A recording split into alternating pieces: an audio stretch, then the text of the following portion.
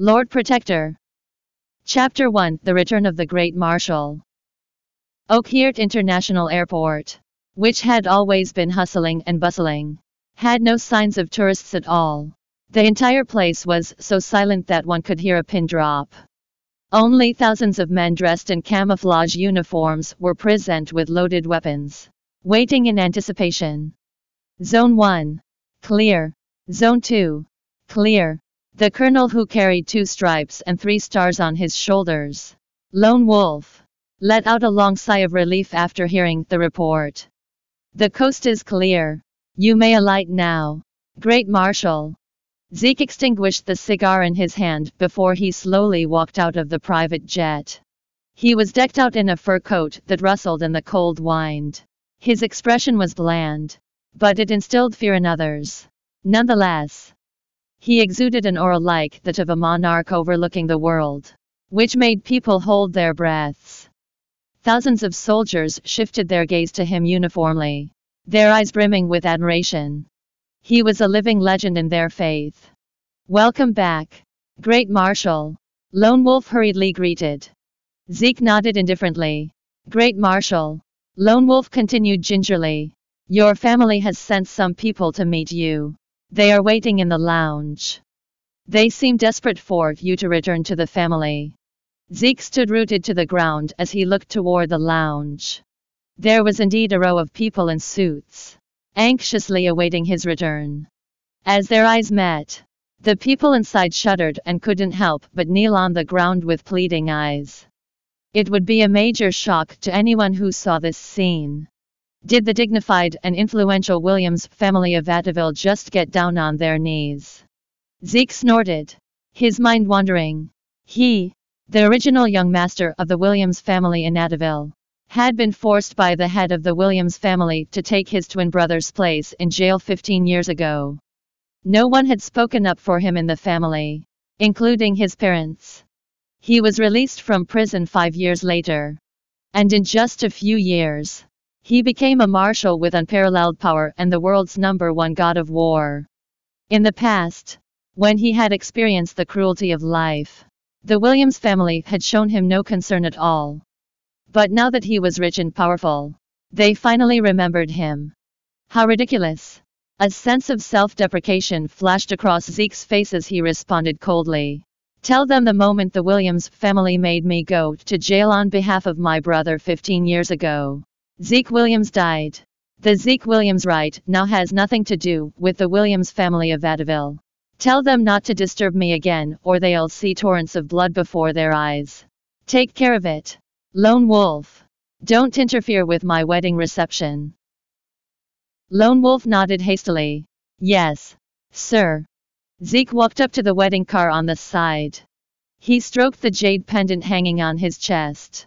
His anger then vanished, tamped down by an obvious act of will. He couldn't help but think about the origin of that jade pendant. 10 years ago, when he had finished serving his time in prison, no one from the Williams family had come to pick him up. No one even sent their regards. They had completely forgotten about him. He was penniless and living on the streets, starving and dying from the cold. He wanted to end his life there and then. But at that critical moment, a little girl passing by had given him a cotton-padded coat and a jade pendant.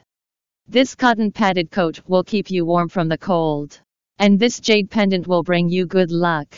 As long as you are alive, there is hope. She had rekindled that spark of hope in Zeke, who, in turn, affirmed his determination to make a name for himself. So, he had dusted himself down and embarked on the journey of becoming a soldier. There were countless times when he was on the brink of death with no hope of survival whatsoever. Whenever he was in jeopardy, that beautiful and kind silhouette would flash across his mind. She was Zeke's conviction to live and motivation to keep striving. After serving in the military for only 5 years, he had become the Marshal of the Armed Forces. In the midst of a national crisis, Zeke had been entrusted with a mission to lead thousands of troops and make a clean sweep across the borders of 9 countries. He also had to force them into signing the 9 Nations Treaty of Alliance. For 5 years, Zeke had not been allowed to make a comeback. He was prohibited from using his wealth and power in exchange for fair competition for Eurasia enterprises in those 9 countries. Since then, the Great Marshal had disappeared. Only the ordinary man, Zeke Williams, returned to Oakhirt City. Thereafter, he found the girl, Emily Clemens, who gave him the jade pendant back then and courted her madly. After 5 years of dedication, it finally came to fruition. Today was the day he was going to marry Emily. And the day when the 9 Nations Treaty of Alliance expired. For the first time in 5 years, he had left Oakhirt City and headed to the United Nations to terminate the 9 Nations Treaty of Alliance yesterday. Today was the day he rushed back to attend his wedding. After tonight, his power and wealth would be automatically reinstated. Great Marshal, Lone Wolf called, handing him a list.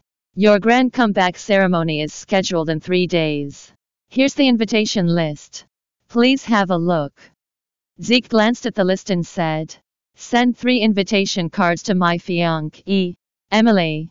I want her to know that in 3 days, her husband will be the powerful Great Marshal who overturns the world, not just some man on the street. 1 hour later, the wedding hall was bustling with noise and excitement. The guests were discussing what had just happened. A moment ago, a team of fully armed troops had sent 3 invitation cards to the Clemens family. It was not an ordinary invitation card, but an invitation from the Great Marshal, the legendary god of war, to his grand comeback ceremony. The entire world knew who the Great Marshal was. He was rich and powerful, the idol of many boys and girls. Those eligible to attend his grand comeback ceremony were either the officialdom tycoons or the consortium tycoons. However, there was only one slot for ordinary people. And it went to the Clemens family. It was the ultimate honor one could ever receive. The Clemens family was destined to have their own Cinderella story, going from rags to riches. The crowd was overwhelmed with envy and jealousy. Of course, they were even more envious of the bridegroom today, Zeke Williams. How lucky was he to be able to marry Emily at this time? In the boudoir, Emily's mother, Madeleine Clemens, was weeping with joy as she held onto the 3 invitation cards. Our family has finally succeeded, Emily. After we attend the ceremony in 3 days, our status in Oakhirt City will definitely rise. By then, there will be countless rich and powerful people who will suck up to us. Our family will likely become part of the upper-class society. Emily was full of pride. Yeah, Mom, this is really beyond my expectations. Emily, Madeleine suddenly said, her voice stern. Our family is about to climb the social ladders. And it's a bit too easy for that poor boy, Zeke, to marry you with just a dowry of 300,000. Don't you think? How about this? We'll ask for another 300,000. And if he can't give us that, he doesn't deserve to marry you. Emily nodded. Whatever you say, Mom, I'll listen to you. In no time, Zeke arrived, with hope and fear written on his face. He walked into the boudoir with flowers in his hand. Emily, I'm here to marry you. However, the atmosphere in the boudoir was relatively cold. Zeke felt a little embarrassed when Emily didn't accept the flowers he had brought. Zeke, Emily's mother, Madeleine, started. If you want to marry my daughter today, you have to give us a dowry of another 300,000. Zeke frowned. Haven't I already given you a dowry of 300,000? Why do you want another 300,000? Truth be told, a few 100,000 meant nothing to him. As long as Emily wanted it, he could grant her the greatest wealth she could ever imagine.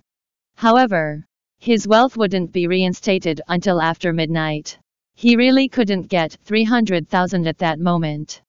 I'm sure you've heard that our family has received an invitation from the Great Marshal, Madeleine began. Our family is about to climb up the social ladders and become a noble family. Wouldn't it be disgraceful to my family if word gets out that you became my son-in-law with just a dowry of 300,000? Zeke was speechless. You think I'm disgraceful just because you received an invitation from the great Marshal. But I'm that great Marshal. He looked at Emily. Emily, what's your take on this? I think my mom is right. Emily replied. Once we attend the grand comeback ceremony, there will definitely be a myriad of rich people proposing to me. Forget about 300,000. I'm sure they can even afford 3 million. We're already going easy on you by only asking for 300,000. Zeke sighed. How about this? Let's just get married first and not keep the guests waiting. After that, I can give you 30 million. Let alone 300,000. Emily rolled her eyes peevishly. Who are you trying to fool? Isn't that just an empty promise? Get the money quickly and borrow it if you have no money. Otherwise, we aren't getting married today. Zeke felt helpless when he was about to tell them that he was the great Marshal. The bridesmaid, Lacey Hinton, couldn't stand it anymore. Emmy, I think it's best if you get married first. The guests are waiting outside. If you are going to haggle over the betrothal gifts and make a scene now, Zeke will only become a laughingstock. How can he raise his head in front of his relatives and friends in the future? They will make fun of him for a lifetime. Zeke glanced at Lacey gratefully. Although she was just a bridesmaid and only wearing light makeup, she was superior to Emily, regardless of her look and figure. Zeke was very fond of her because she had helped him pursue Emily before this. But unexpectedly, Emily had a fallout with Lacey. She was jealous of Lacey's good looks and had been using her. Their friendship was completely superficial. How could you stab me in the back? Lacey, do you even treat me as a friend? It's fine that you are speaking up for Zeke. But you didn't even get me any gifts on my wedding day. Oh yeah, I forgot. You gifted me a jade pendant 10 years ago. A poor sister like you isn't worthy of being my friend now. Take your stupid jade pendant and leave. Emily removed the pendant and threw it to Lacey. Bang! Zeke stared at that jade pendant, his brain rumbling. What? Lacey is the owner of that jade pendant. It wasn't Emily who had helped me back then, but Lacey. Welcome to download Joyread app to read more chapters of Lord Protector novel online.